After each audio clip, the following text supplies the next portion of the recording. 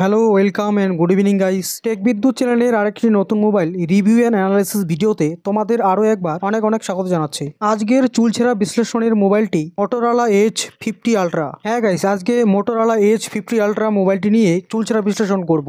আসলে এই মোবাইলটি লঞ্চ অনেকদিন আগেই হয়েছে, 2024 সালের জুনের 19 তারিখে। মোবাইলটি লঞ্চ হওয়ার প্রায় 6 মাস 10 দিন হয়ে গেছে, তারপরেও মোবাইলটির গুরুত্ব একই রয়ে গেছে। তো গাইস, আমরা জানবো মোবাইলটিতে কি রয়েছে না রয়েছে এবং দাম কত, সবকিছু বিষয়ে চুলছেরা আলোচনা করব। তোমরা ভিডিওটির ফার্স্ট থেকে লাস্ট অবধি সাথে দেখো এবং চ্যানেলটি সাবস্ক্রাইব না করলে চ্যানেলটি সাবস্ক্রাইব করে রাখো, কারণ বিভিন্ন টেক বিষয় সম্বন্ধে এগিয়ে থাকতে গেলে চ্যানেলটিকে সাবস্ক্রাইব করে রাখতেই হবে। তো চলো গাইস, শুরু করছি আজকের চুলছেরা বিশ্লেষণটি। প্রথমে কথা বলবো গাইস মোবাইলটির ডিসপ্লে এবং ডিজাইন নিয়ে। ডিসপ্লেটি গাইস 6.7 ইঞ্চির টি-ওলিড কার্ভ ডিসপ্লে, যা রেজলিউশন 1220x1712 পিক্সেল অর্থাৎ full HD. Display brightness 2500 nits.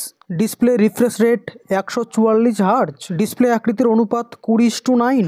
Display pixel ঘনত্ব 444 পিপিআই। মোবাইলটির ডিসপ্লে বডি রেশিও 93%। ডিসপ্লে সুরক্ষা হিসেবে ব্যবহার করা হয়েছে Corning Gorilla Glass Victus plus. ডিসপ্লেটি একটি বেজেললেস এবং পাঞ্চ হোল ডিসপ্লে। স্ক্রিনটি HDR10+ সাপোর্টেড। মোবাইলটির উচ্চতা 161 মিলিমিটার, প্রস্থ 72 মিলিমিটার। মোবাইলটির থিকনেস 8.5 মিলিমিটার। মোবাইলটির ওজন গাইস 197 গ্রাম। মোবাইলটির পিছনে ডিজাইন দেওয়া হয়েছে স্মুথ ভ্যাকান লেদার, যা মোবাইলটিকে একটি প্রিমিয়াম মোবাইল করে তুলেছে। মোবাইলটিতে জল এবং ধুলোবালি প্রতিরোধ হিসেবে ব্যবহার করা হয়েছে IP68 প্রোটেক্টর, যার জন্য 1.5 মিটার গভীরতায় 30 মিনিট পর্যন্ত মোবাইলটিকে ডুবিয়ে রাখা যাবে। মোবাইলটি 3টি রঙের সঙ্গে বাজারে উপলব্ধ আছে, পিচ ফাজ, নার্ডিক উড এবং ফরেস্ট গ্রে। এবার কথা বলবো মোবাইলটিতে কি টেকনোলজি ব্যবহার করা হয়েছে এবং রোম র্যাম কত।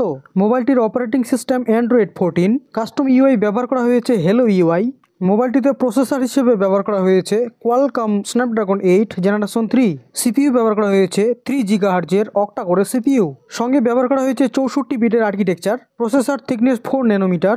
গ্রাফিক্স ব্যবহার করা হয়েছে অ্যান্ড্রেনো 735। র্যাম হিসেবে ব্যবহার করা হয়েছে 12 জিবির র্যাম এবং 512 জিবির ইনবিল্ট মেমোরি। র্যাম এবং রোম পরবর্তীতে প্রসারণযোগ্য নয়। র্যাম টাইপ ব্যবহার করা হয়েছে LPDDR5X। মোবাইলটির আন্তঃ স্কোর 14,44,591, যেটি থেকে বলা যায় গেম শুধু চলবে না, দৌড়বে বা উড়বে।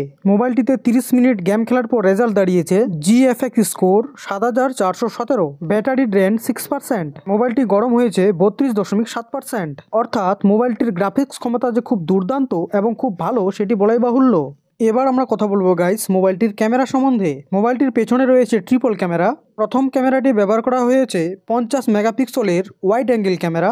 দ্বিতীয় ক্যামেরাটি 50 মেগাপিক্সেলের আলট্রা ওয়াইড ক্যামেরা, যেখানে তৃতীয় ক্যামেরাটি গাইস চমকে দেওয়ার মতো 64 মেগাপিক্সেলের টেলিফোটো ক্যামেরা। ক্যামেরাগুলির ইমেজ রেজলিউশন 8150x6150 পিক্সেল। রয়েছে ডুয়েল ফ্ল্যাশ, রয়েছে হাই ডাইনামিক রেড HDR, রয়েছে digital zoom, auto focus, auto flash, custom watermark, face শনাক্তকরণ, ফিল্টার, রয়েছে পোর্ট্রেট মোড এবং প্যানোরামার মতো ফিচার্স। ফোনের ক্যামেরার সাহায্য 60 fps 4K-তে ফুল এইচডিতে ভিডিও রেকর্ডিং করা যাবে এবং ক্যামেরার সাহায্য একসঙ্গে 2টি ভিডিও রেকর্ডিং করা যাবে এবং ভিডিওগুলি HDR সাপোর্টেড। এবং সামনের ক্যামেরায় রয়েছে 50 মেগাপিক্সেলের ওয়াইড সেলফি ক্যামেরা, যেটি 60 থেকে 120 fps ফুল এইচডিতে 4K-তে ভিডিও রেকর্ডিং করা যাবে। এবার আসবো গাইস মোবাইলটির নেটওয়ার্ক কানেকশন নিয়ে। মোবাইলটিতে 5G ভোল্টি কানেকশন রয়েছে, তার সঙ্গে আছে 2G 3G এবং 4G কানেকশন। একসঙ্গে 2টি ন্যানো সিম ব্যবহার করা যাবে, কিন্তু এক্সটেন্ডেবল মেমোরি কার্ড ব্যবহার করা যাবে না। ওয়াইফাই ব্যবহার করা হয়েছে ওয়াইফাই 7। রয়েছে ব্লুটুথ 5.4 কানেকশন। রয়েছে হটস্পট, GPS এবং NFC-র মতো ফিচার্স। USB রয়েছে 3.1 টাইপ সি। FM রেডিও দেওয়া হয়নি, দেওয়া হয়েছে ডুয়েল ডলবি স্পিকার। এই স্পিকারগুলি কিন্তু ডলবি অ্যাটমস সাপোর্টেড। রয়েছে ফিঙ্গারপ্রিন্ট সেন্সর। ফিঙ্গারপ্রিন্টটি রয়েছে ডিসপ্লেতে। ফিঙ্গারপ্রিন্ট সেন্সরটি ব্যবহার করা হয়েছে অপটিক্যাল। এছাড়াও রয়েছে light sensor, proximity sensor, accelerometer, compass, gyroscope ইত্যাদি ফিচার্স। এবার কথা বলবো গাইস মোবাইলটির ব্যাটারি সম্বন্ধে। মোবাইলটিতে ব্যবহার করা হয়েছে 4500 mAh এর হাই পারফরমেন্স যুক্ত ব্যাটারি। সঙ্গে রয়েছে 125 ওয়াটের টার্বো চার্জিং, সাথে রয়েছে ওয়্যারলেস চার্জিং এর ব্যবস্থা।